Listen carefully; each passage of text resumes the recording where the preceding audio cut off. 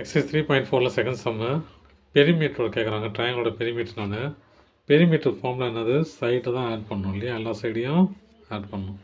அப்போது B equal to AB plus BC plus AC.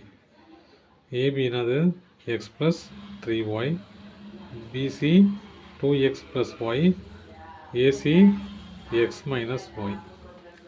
X தனியாக y தனியாக இருக்குதுங்க. X plus 2x plus x, அப்புறம் ஒய் தனியாக இருக்குதுங்க. 3y plus Y minus Y. இப்போ இதெல்லாம் கூட்டுங்க, எக்ஸெல்லாம் கூட்டுங்க. கூட்டம் எவ்வளோ வரும்? 4x இல்லையா, இது 1, இது 1, 2, இது ஒரு 2, 4 ப்ளஸ் இது ஒய்யும் கேன்சல் ஆகிடும், 3y. இங்கே பாருங்கள், கொஸ்டின் அப்படியே படிங்க.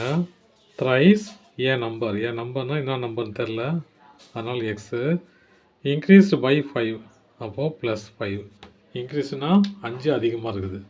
3ஆல் த்ரைஸ் ஏ நம்பர், த்ரைஸ்னால் 3 ஒரு நம்பரு, அப்புறம் அது 5 இன்க்ரீஸாக இருக்குது. ஈக்குவல் டு என்ன கிடைக்குது? 44 கிடைக்குது. அந்த நம்பர் என்னன்னு கேட்குறாங்க. அப்போது 3x மட்டும் இந்த பக்கம் வச்சுக்குவோம். இந்த 5 அந்த பக்கம் போச்சுன்னா 44 மைனஸ் 5, 3x ஈக்குவல் டு 39. எனக்கு எக்ஸ் தான் வேணும் இல்லையா, அப்போது 3 கீழே கொண்டு வந்துடுறேன். எக்ஸ் ஈக்குவல் டு 39/3 கேன்சல் பண்ணால் 13. X equal to 13. இதை விட இது எவ்வளோ சின்னதுன்னு கேட்குறாங்க. அப்போ இதுலேருந்து இதை கழிச்சா நமக்கு தெரிஞ்ச answer 5ab minus 3b plus 2c minus, இதுலேருந்து இதை கழிச்சா எவ்வளோ சின்னதுன்னு தெரிஞ்சிடும்.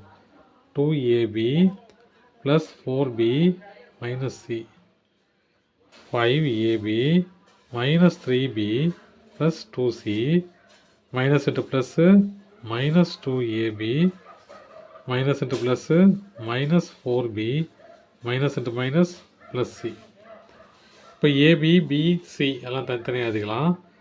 இங்கே 5ab, இங்கே மைனஸ் 2ab, அடுத்து மைனஸ் 3b மைனஸ் 4b, அடுத்து இங்கே ப்ளஸ் 2c, இங்கே ப்ளஸ் c.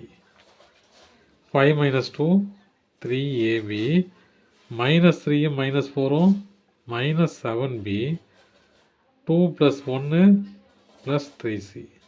அவ்வளோதான் சார். தேங்க்யூ.